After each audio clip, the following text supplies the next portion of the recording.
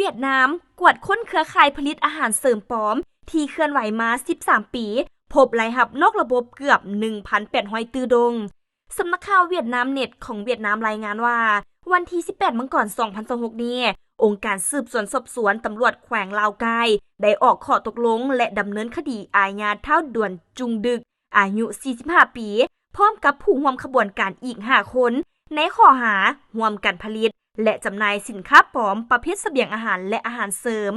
ก่อนหน้านี้กำลังเจ้าหน้าที่ตำรวจและภาคส่วนเกี่ยวข้องได้ลงกวดค้นจุดสงสัย5จุดเป้าหมายพร้อมกันทั่วเขตนครหลวงฮานอยผ่านการกวดกาได้กวดพบสายการผลิตสินค้าปลอมขนาดใหญ่อยู่ภายในโรงงานของบริษัทเมดิสตาเวียดนามจำกัด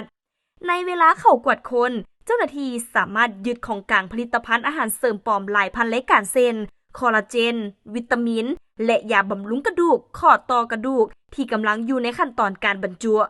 ผลการสืบสวนในเบื้องต้นเครือข่ายดังกล่าวแม้นได้เริ่มเคลื่อนไหวมาแต่ปี 2012 จนถึงปี 2025 กลุ่มผู้ต้องหาได้ลักลอบผลิตและส่งสินค้าปลอมออกสู่ท้องตลาดในปริมาณมหาศาลและมียอดรายรับรวมของเครือข่ายนี้สูงถึง 1,800 ตื้อดงโดยกลุ่มผู้ต้องสงสัยได้มีพฤติกรรมปกปิดรายรับนำเอาเงินหลายร้อยตื้อดงไว้นอกระบบบัญชีเพื่อแสวงหาผลประโยชน์ส่วนตัวและเห็นให้รัฐบาลสูญเสียรายรับจากภาษีอากรอย่างมหาศาล